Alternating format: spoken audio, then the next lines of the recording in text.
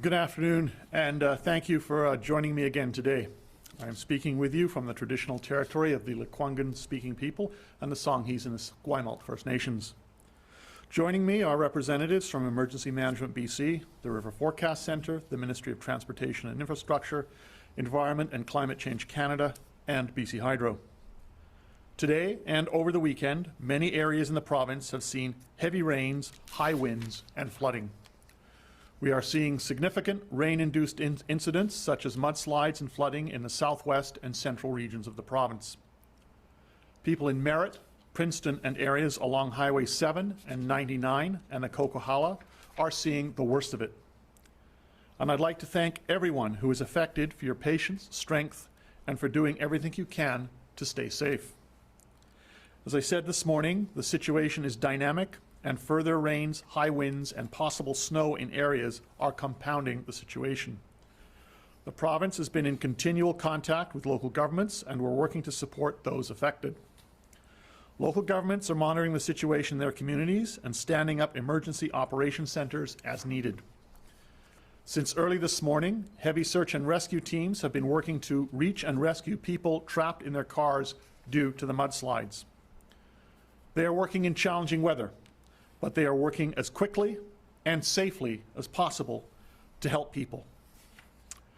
Progress has been made. So many people have been rescued by helicopters from mudslides near Agassiz and Hope, with crews working to rescue the remaining people in the next few hours. I want to thank Agassiz and the Seabird First Nation for their support in housing those evacuees. A slide near Lillooet led to approximately 50 vehicles being stuck. Ministry crews and the Pemberton Search and Rescue team have rescued those on site, and they are being housed in Pemberton. Over 20 emergency operation centres have been activated. As well, Emergency Management BC continues to work with local governments, MLAs and MPs to share the latest information and share what they are seeing and hearing in their communities. Since this morning, there has been a slide near Haig on Highway 7 that has trapped many vehicles. Exact numbers are still being assessed. Work is underway to rescue those vehicles and those people now. We've heard from people who are concerned about their loved ones being in their vehicles and trapped on these slides.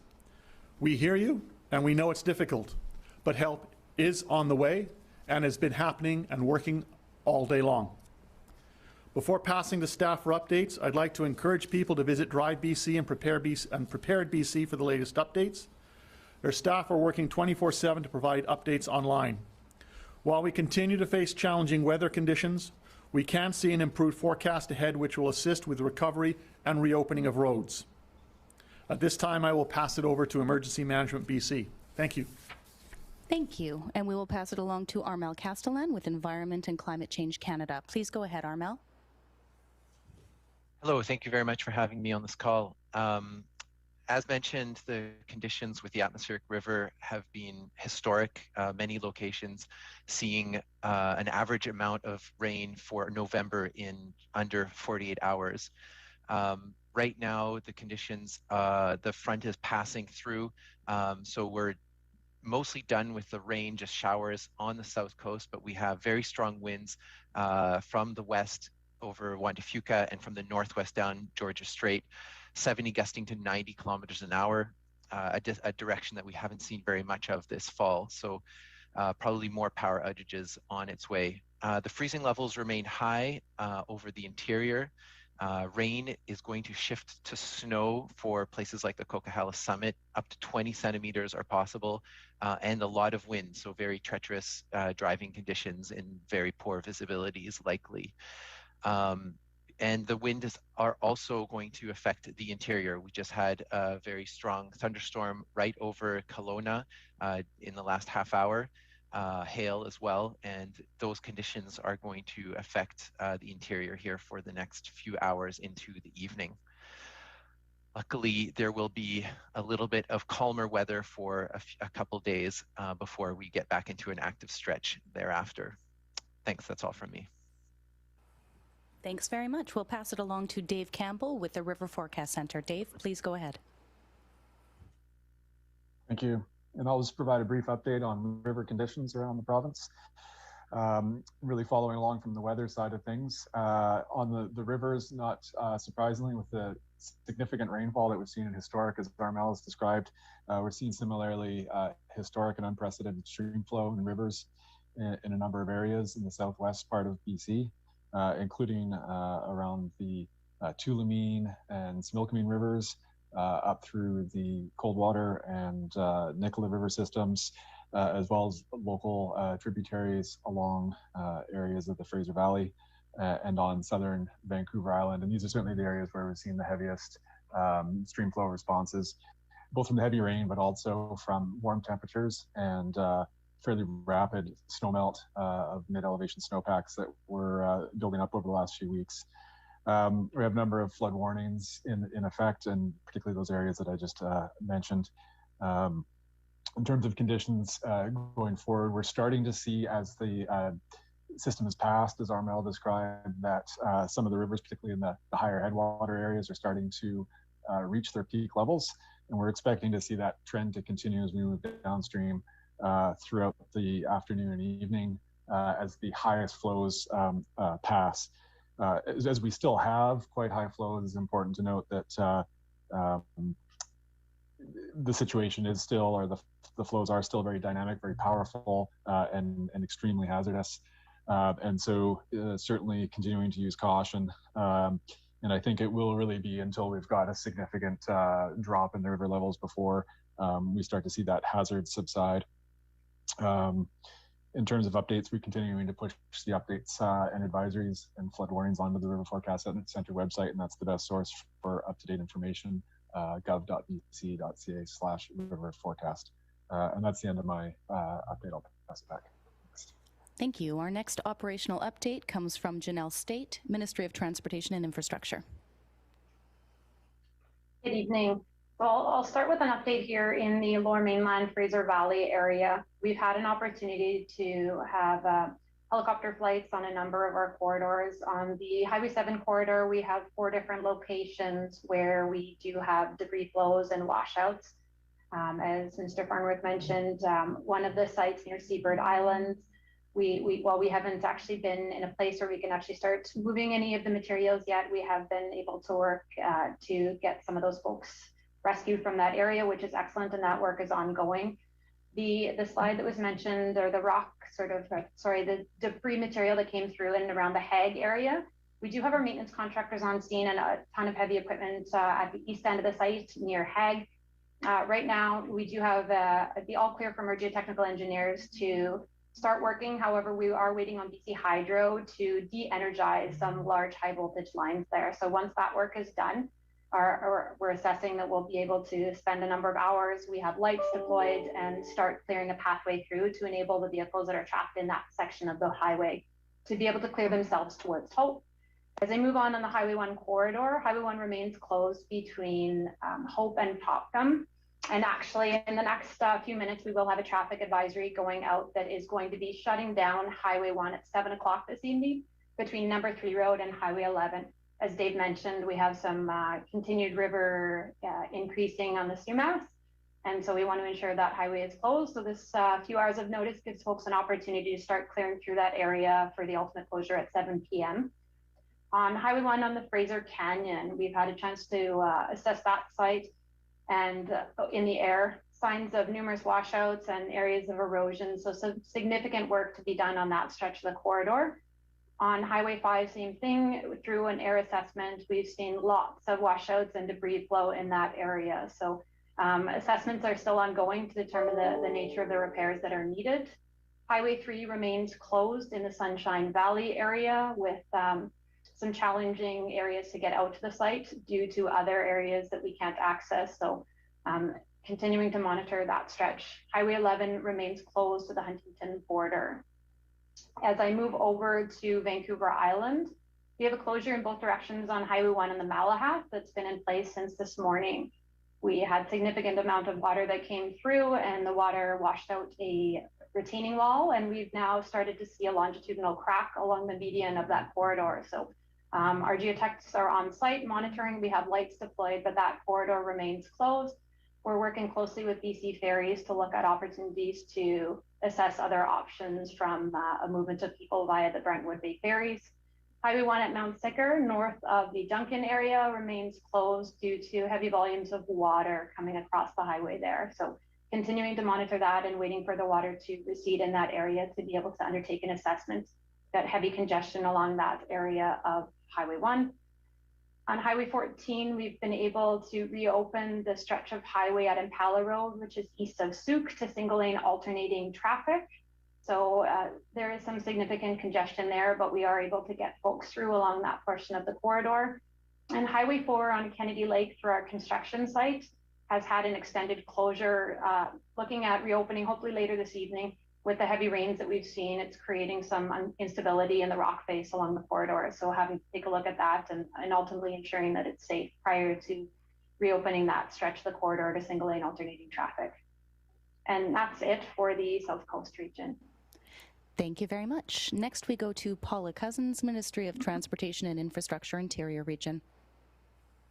Good afternoon. The Highway 5 Coquihalla remains closed between Merritt and Hope. The corridor has received over 230 millimeters of rain since Saturday evening. As Janelle mentioned, damage assessments are ongoing, and at this time we do not have an estimated time of reopening for the corridor. Highway 1 is closed south of Spence's Bridge due to debris flows and washouts south of Lytton in the Tank Hill area. Our crews are monitoring and assessing these conditions, and there is also no estimated time of opening for Highway 1. Highway 8 is closed between Merritt and Spence's Bridge due to flooding and washouts. Staff are on scene doing everything that we can to monitor and assess, but there is significant water and high water levels at this time. Along Highway 99, we've had some mudslides west of Lillooet, so our contractor did respond immediately and managed to get a lane open to clear the traffic that was trapped between two slides. And at this time, there's still no estimated time of opening, but assessments are ongoing at that site.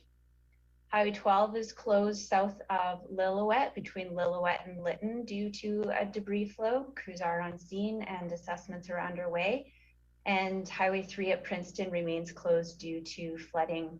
Once water recedes at that location, we'll be doing an assessment.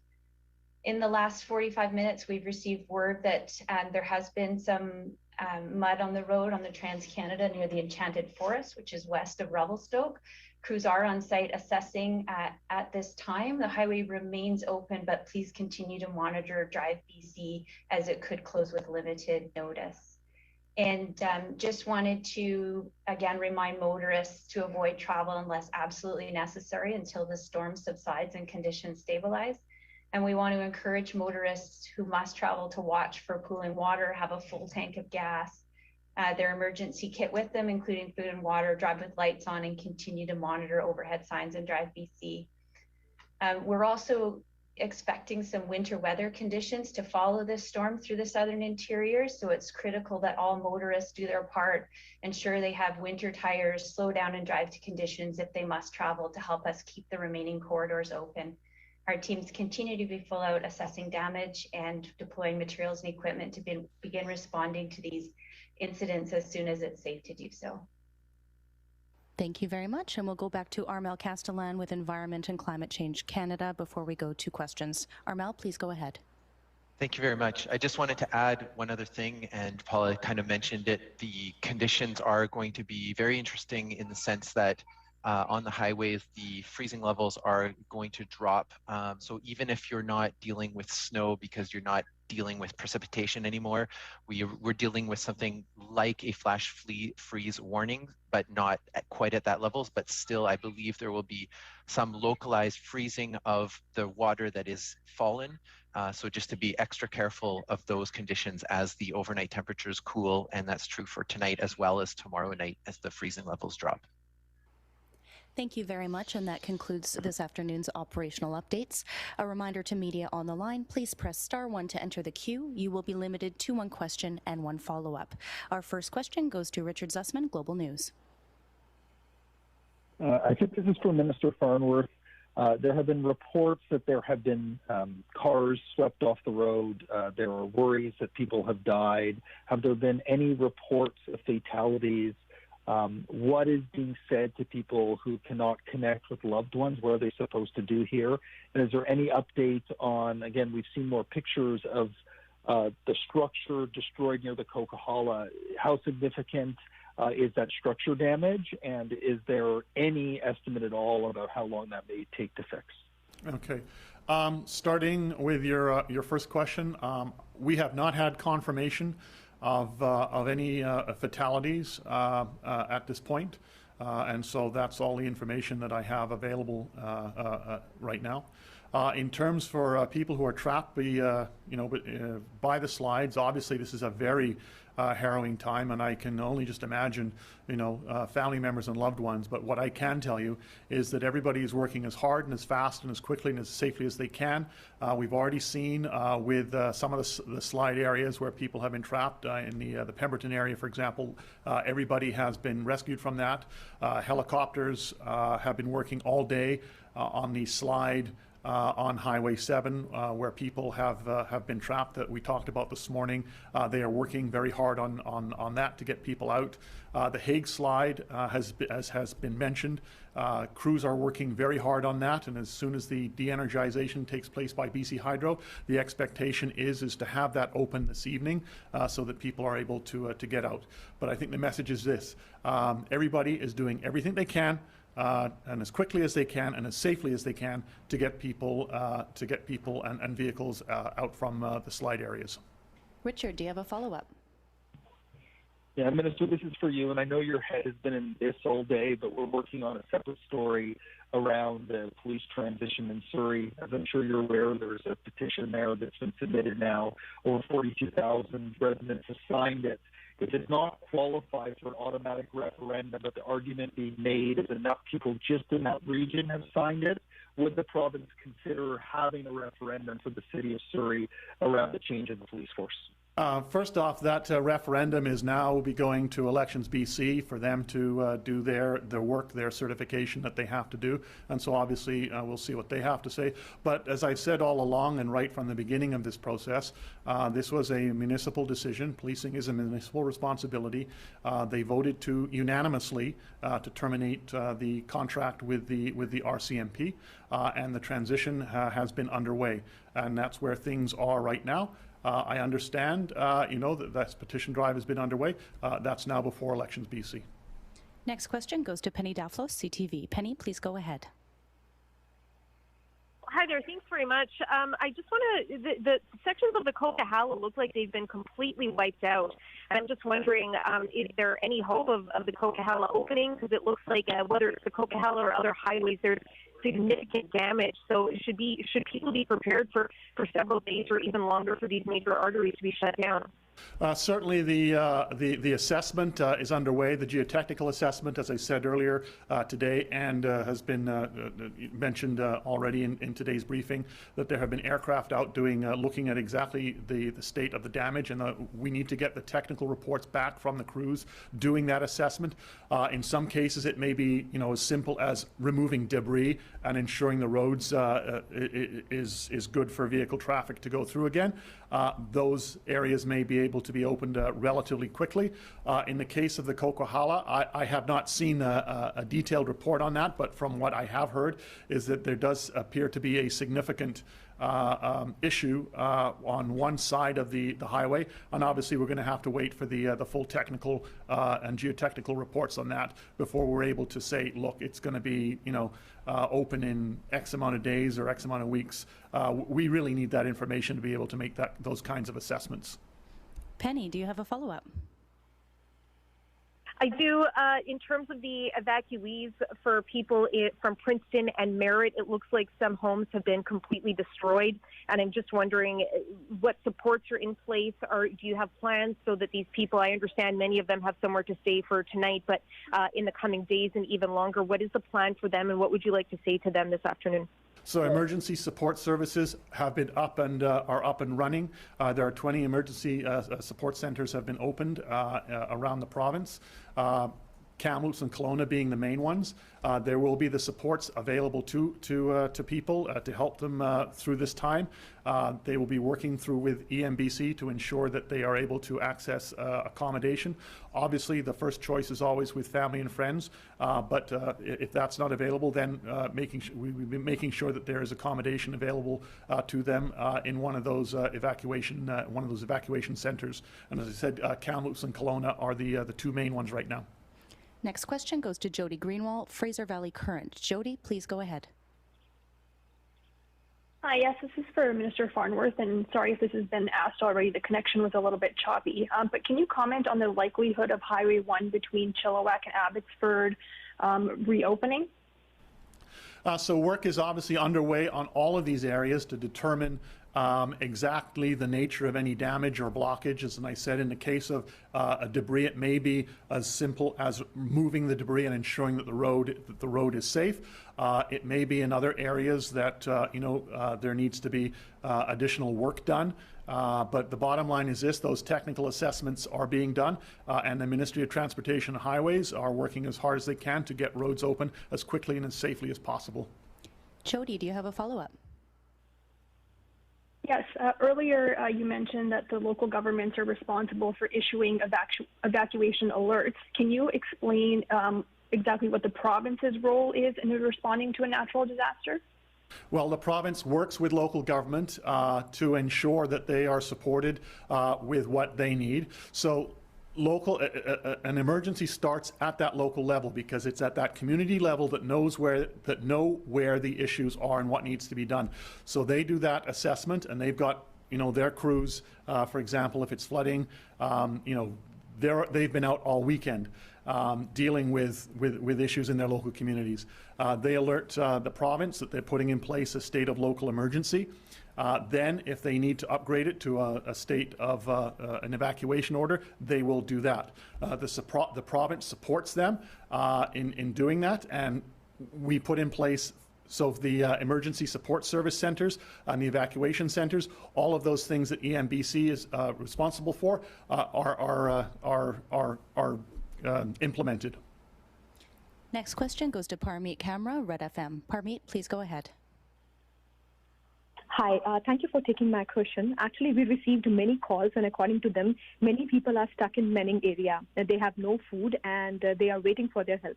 What is your response to this situation? Although alert is there, but still no help is there. So any comment on that? As I've said, emergency crews have been working, since early this morning, 1 or 2 o'clock. They were called out once the scope of the people trapped between the slides is in place. They have been working to get people rescued. There have been technical experts on the ground in terms of best how to access that. Helicopters have been in. Search and rescue have been in. As I said earlier, people are being evacuated and as quickly as possible and as safely as possible. So all of that is underway. As I said, in the case of Princeton, for example, everybody's been evacuated from the slide there. On Highway 7, that's been ongoing all day using helicopters. And in the Haig slide, the expectation is that the equipment is there to be able to remove the debris so that people are able to evacuate that area. Parmeet, do you have a follow-up? Yes, I do. Actually, the situation is mostly concentrated in southern BC, but is there any weather warning or something else which is actually applicable to other parts of BC regarding lower mainland or some other area where people should be prepared?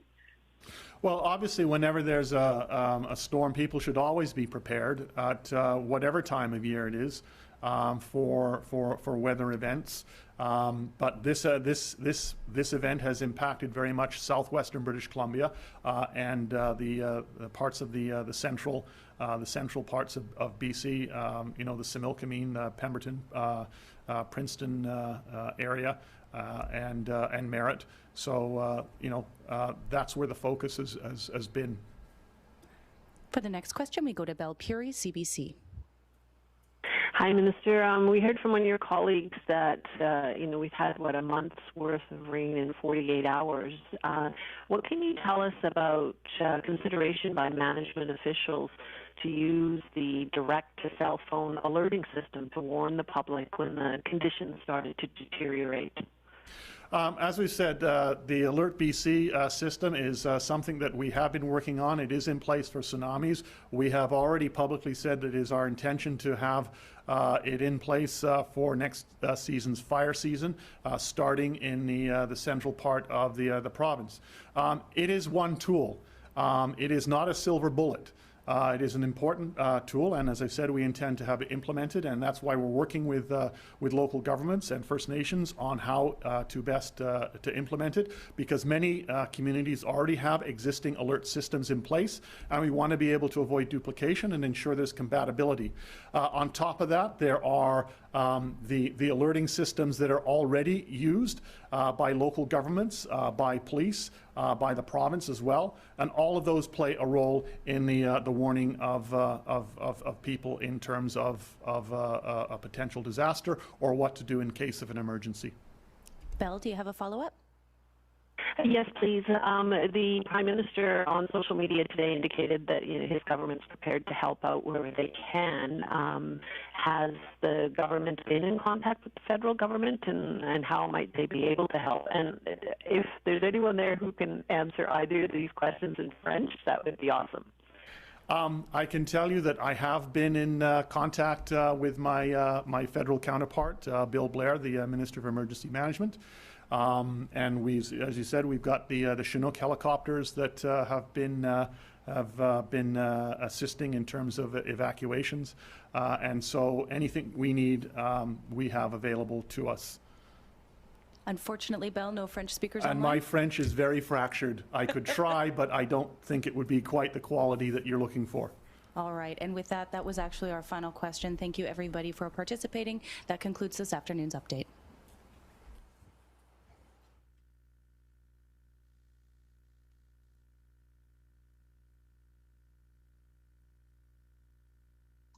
Thank you, everyone. Have a great rest of your day.